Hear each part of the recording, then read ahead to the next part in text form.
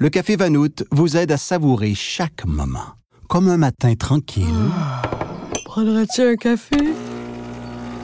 Une fin de semaine corsée. Prendrais-tu un café? Une soirée veloutée. Prendrais-tu un café? Ou un après-midi de rafraîchissement décadent. Prendrais-tu un autre café glacé? Un goût riche et savoureux vous attend avec Vanout. Vivre la saveur.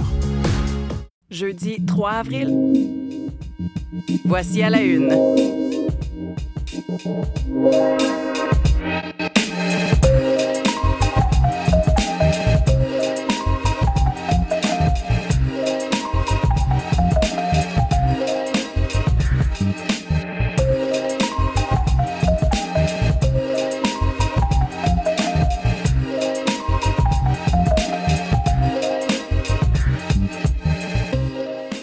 Bon début de journée. Marie-Michel Bordua au micro. Merci d'être à l'écoute. Heureuse de vous savoir parmi nous pour commencer cette journée qui, vous en doutez, sera rythmée par ces tarifs, par cette guerre commerciale lancée par Donald Trump à l'échelle mondiale. Et c'est à la une d'à peu près tous les journaux, cette photo du président américain avec son tableau de tarifs parce que, on le sait maintenant, c'est 185 pays qui sont touchés par des droits de douane, des tarifs réciproques d'au moins 10 %. Certains pays, c'est encore plus élevé. Je vous en donne quelques-uns. La Chine, 34 % Japon, 24 % l'Union européenne, 20 %. Alors, une liste comme ça, un tableau détaillant tous les tarifs qui s'appliquent, qui sont entrés en vigueur à minuit partout sur la planète. Partout sur la planète, mais le Canada, le Mexique aussi semblent épargnés par cette nouvelle salve de tarifs. Donc, il n'y a pas ces tarifs réciproques d'au moins 10 %, mais évidemment, il y a des tarifs dans d'autres secteur du bois d'œuvre notamment, où les tarifs sont maintenus. Alors, il y aura également promesse de réponse d'un peu partout sur la planète, dont celle du Canada. Le premier ministre Mark Carney qui va rencontrer ses homologues cet avant-midi, qui prépare donc une riposte à ces tarifs douaniers américains. On va y revenir au cours de l'émission avec Vincent Maisonneuve. Ce qui continue de retenir l'attention également, c'est cette condamnation de Marine Le Pen, condamnée à 4 ans de prison. Elle ne pourra pas non plus se présenter à un poste politique pour les 5 prochaines années. Ça continue de faire réagir partout sur la planète des dirigeants. Aussi, le Rassemblement national qui prépare une mobilisation en soutien à Marine Le Pen. Ça aura lieu cette fin de semaine. On va faire le tour de la question avec Alexandra Chatska.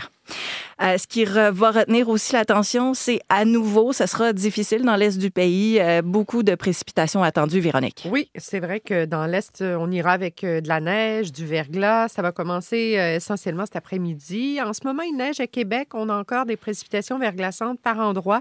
Du côté des Laurentides, Haute-Laurentides, secteur Tremblant, Mont-Laurier, là, c'est limite.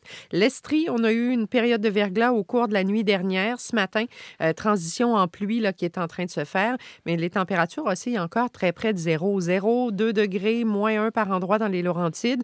Pluie forte du côté de l'Outaouais avec des orages, même des coups de tonnerre dans le secteur d'Ottawa. Alors, matinée très active sur le sud du Québec et par la suite, ça va s'en aller tranquillement vers le centre et l'est du Québec. Les accumulations de neige seront quand même considérables.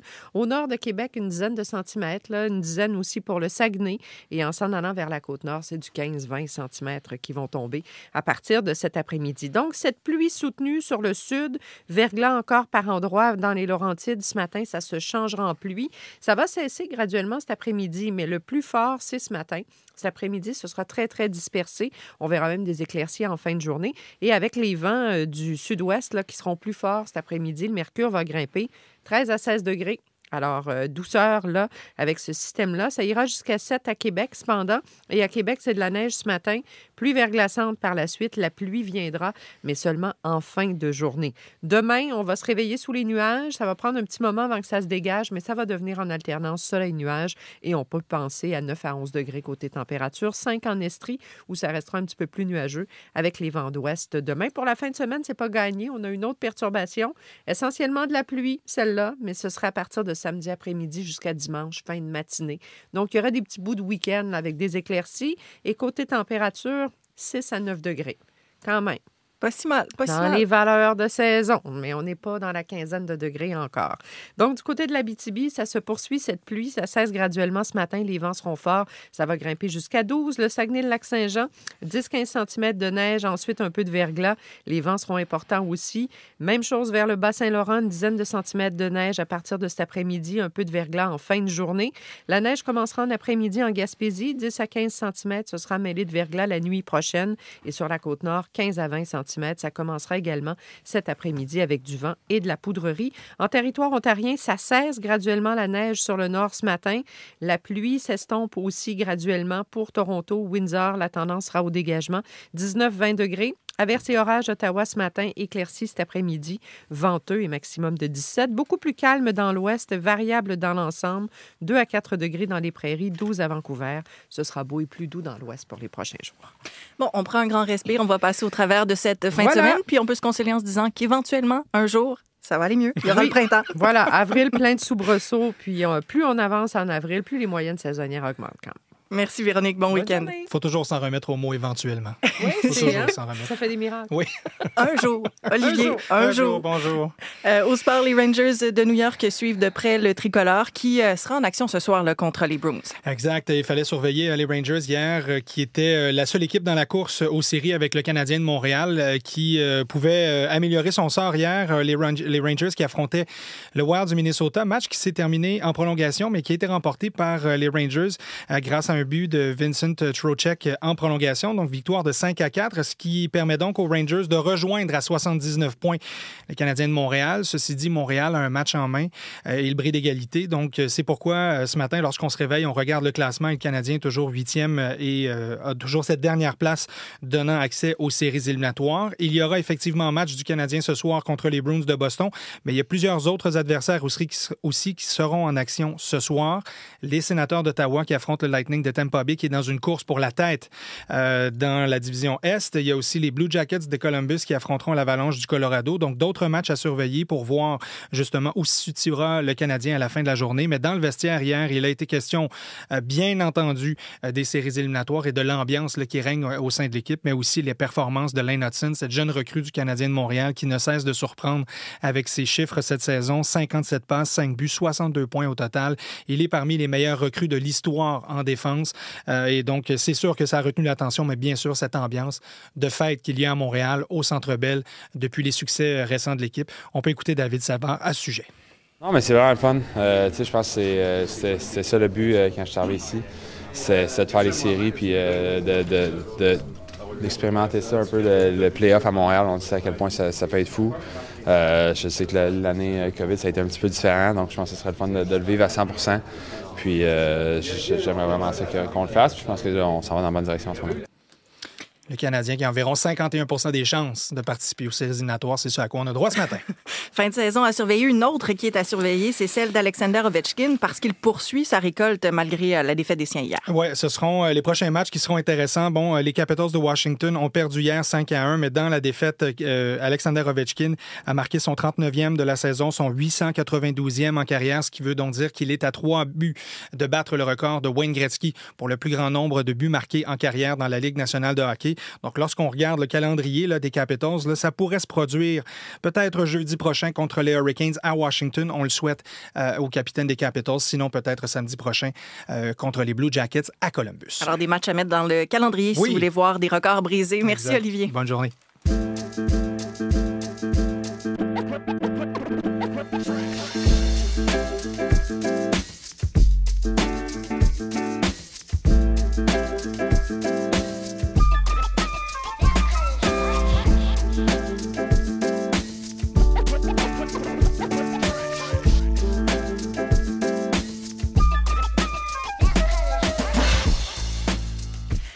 Vincent est avec nous. Maintenant, je vous le disais d'entrée de jeu, c'est le prélude d'une guerre commerciale mondiale qui s'est jouée hier en fin de journée. Et ce matin, on le voit partout dans les grands titres. Nouvelle ère économique, Donald Trump qui ramène les politiques commerciales américaines plus de 100 ans en arrière. Donc, presque tous les pays sont touchés par des tarifs réciproques d'au moins 10 %. C'est encore plus élevé pour certains d'entre eux. Je vous en nommais d'entrée de jeu, là, par exemple, la Chine. On est à 54 %, le Japon, 24 %. L'Union européenne, elle est frappée des tarifs de 20 %. Pour ce qui est du Canada, pour le moment, on semble épargné là, de ces tarifs réciproques. Mais Vincent, il faut dire que l'économie canadienne, elle est loin d'être épargnée. Voilà, l'économie canadienne n'est pas sur la liste des pays frappés par ces tarifs réciproques, mais il faut le rappeler qu'il y a des droits de douane de 25 % sur les voitures importées aux États-Unis qui sont entrés en vigueur à minuit. Et l'industrie automobile canadienne ne semble pas épargnée. C'est encore très flou, il faudra voir les détails.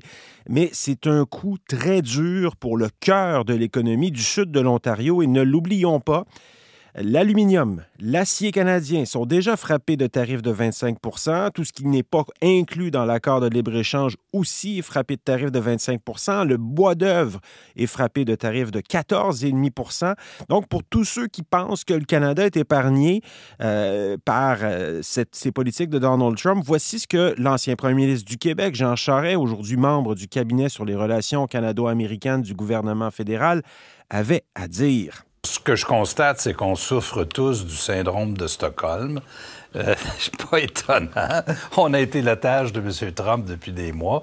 Il annonce 10 %, on se déclare soulagé, là, presque. On est content. Pour l'automobile, c'est le grand coup. Bon. L'histoire pour le Canada, c'est l'automobile. C'est un grand coup. Ça va faire mal à l'industrie automobile au Canada. C'est 1,3 million de voitures qu'on produit environ. Et Vincent, il faut dire qu'ici, au pays, un pilier important, système de la gestion de l'offre, ça protège les agriculteurs canadiens. Bien, le président américain, il s'en est pris à ce système. Il a menacé là, de s'en prendre à la gestion de l'offre. Oui, je vous propose, Michel, de l'écouter tout de suite à ce sujet-là. Canada, by the way, imposes a 250 to 300% tariff on many of our dairy products. Donc, le président Trump affirme que le Canada impose de 250 à 300 % de tarifs sur les produits laitiers. Il ajoute que, oui, les premiers litres de lait exportés sont exemptés, mais il s'agit d'une petite quantité, que le reste est ensuite frappé de tarifs très élevés, ce qui est faux, mais qu'importe, hein, le système qui régit notre industrie laitière, qui protège nos agriculteurs, Donald Trump ne l'aime pas. It's not a pretty picture, and we don't like it, and it's not fair. It's not fair to our farmers. It's not fair to our country. Alors, bon, c'est pas juste, c'est injuste dans l'œil du président américain.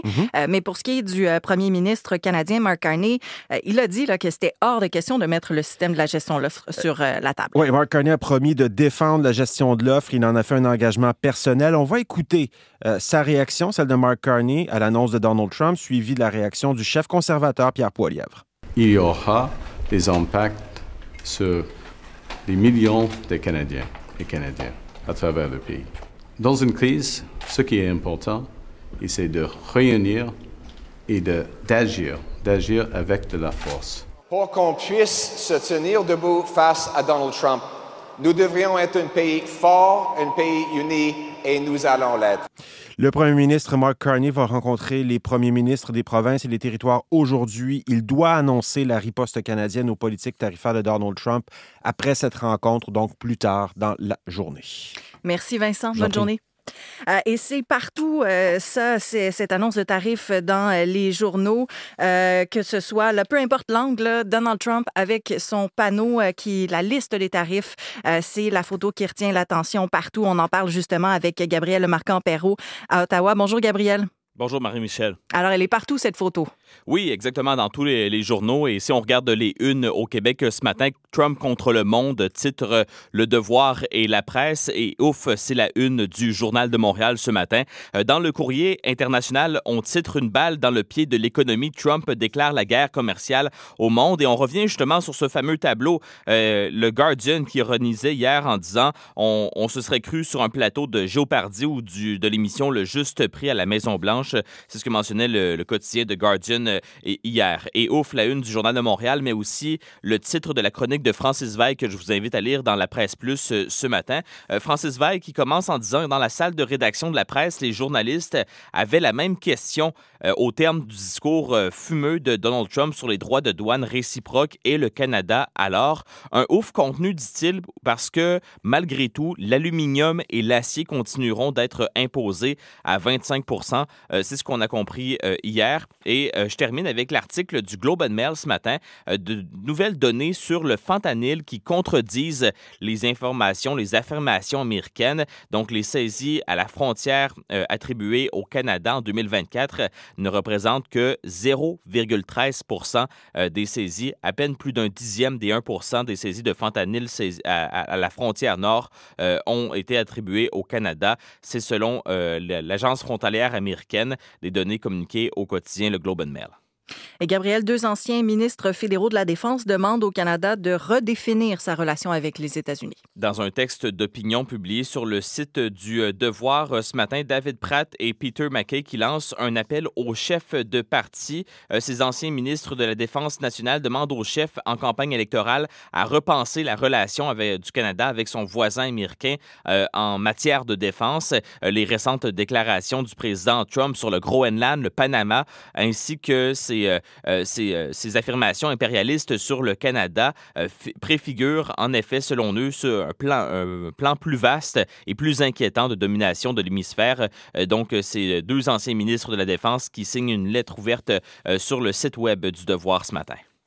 Et puis, en sourdine, il y a d'autres choses dans l'actualité là, qui continuent de rouler. Gabriel, 2 projets de loi qui seront déposés aujourd'hui à Québec. Notamment un projet de loi de la Coalition Avenir Québec qui sera déposé pour préserver l'intégrité du processus électoral. Projet de loi qui va inclure des mesures pour lutter contre l'ingérence étrangère et la désinformation. C'est ce que mentionne le journaliste Jérôme Labbé ce matin dans un texte publié sur notre site Internet. Le projet de loi a été rédigé par le ministre responsable des institutions démocratiques, Jean-François Roberge. Il sera présenté cet avant-midi. Monsieur Roberge qui a accordé une entrevue à Radio-Canada. Il dit que c'est un exercice auquel le gouvernement se livre à chaque mandat pour voir s'il y a des ajustements à faire dans le processus électoral. Le projet de loi ne sera pas sans odeur et sans saveur, outre certaines dispositions techniques relatives à l'organisation du travail des travailleurs d'élection au sujet des sujets fondamentaux comme l'ingérence étrangère et la désinformation seront abordés dans ce projet de loi. Et le deuxième projet de loi qui a attiré mon attention cette fois-ci, c'est dans le Devoir ce matin. Québec solidaire qui va présenter un projet de loi pour limiter les hausses de loyers. Donc, ce projet de loi qui sera déposé aujourd'hui à l'Assemblée nationale pour venir en aide aux locataires en limitant les hausses de loyers recommandées par le TAL, le tribunal administratif du logement. Gabriel Marc-Ampéro à Ottawa, merci. Bonne journée demain.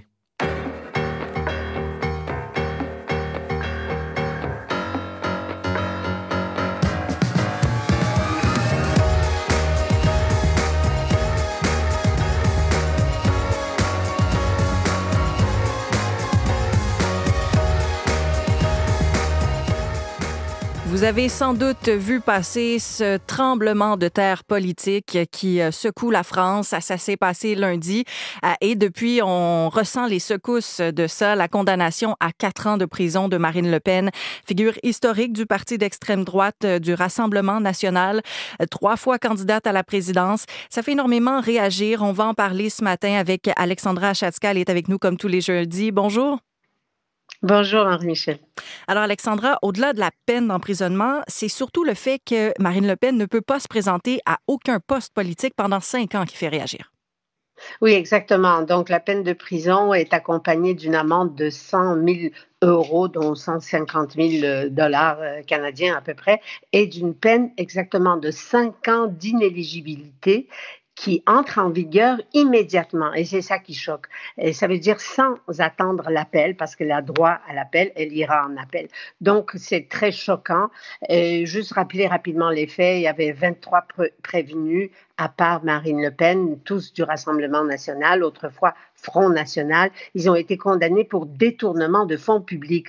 Et les faits ont eu lieu entre 2004 et 2016. Une longue enquête de 7 ans a prouvé que tout un système a été mis en place pour payer des militants du parti avec de l'argent du Parlement européen destiné à rémunérer des assistants parlementaires, des députés européens et qui ne mettaient jamais les pieds ni à Bruxelles ni à Strasbourg où siège le Parlement.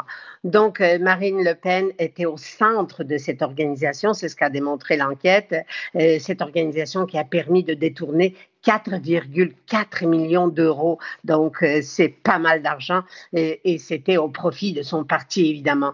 Mais depuis 3 jours, on ne parle plus du tout des faits comme tels, de cette vaste machine de corruption. On parle plutôt et on crie au scandale parce que Marine Le Pen ne sera pas en mesure de se présenter à l'élection présidentielle qui aura lieu en 2027.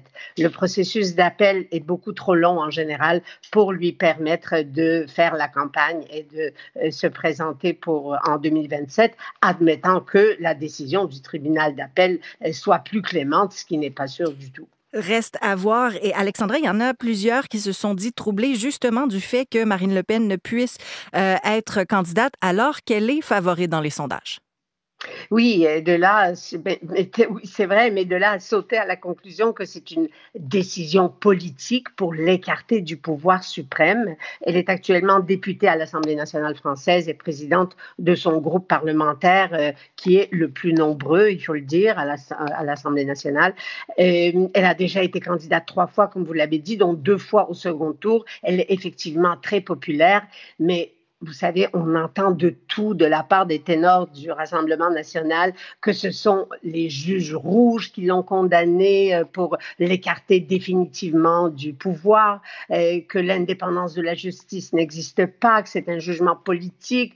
C'est le système qui l'a condamné, l'État profond. On entend de tout, et la tyrannie des juges, la mort de la démocratie, rien de moins.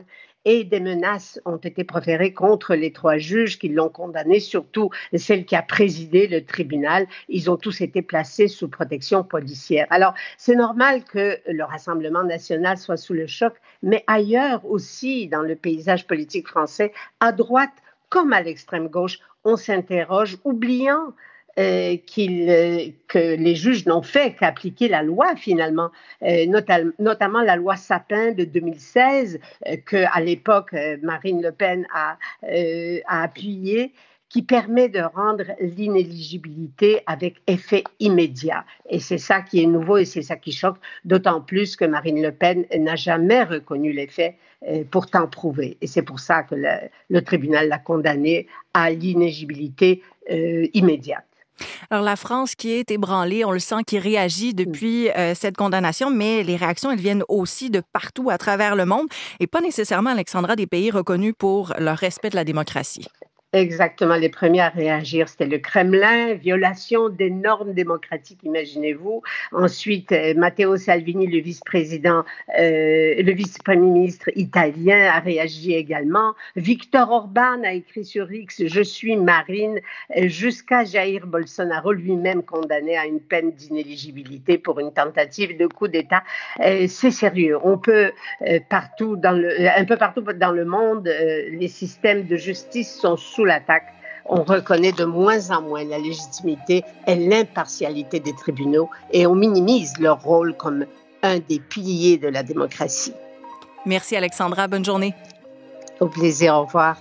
Voilà, c'est là-dessus que se termine l'émission. Votre équipe matinale prend le relais dans quelques instants à suivre cette riposte canadienne des tarifs douaniers.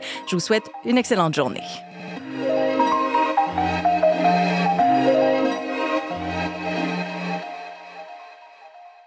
Le Café Vanout vous aide à savourer chaque moment. Comme un matin tranquille. Prendrais-tu un café? Une fin de semaine corsée.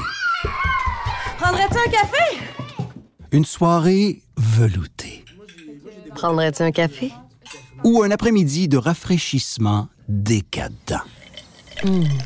Prendrais-tu un autre café glacé? Un goût riche et savoureux vous attend avec Vanout. Vivre la saveur.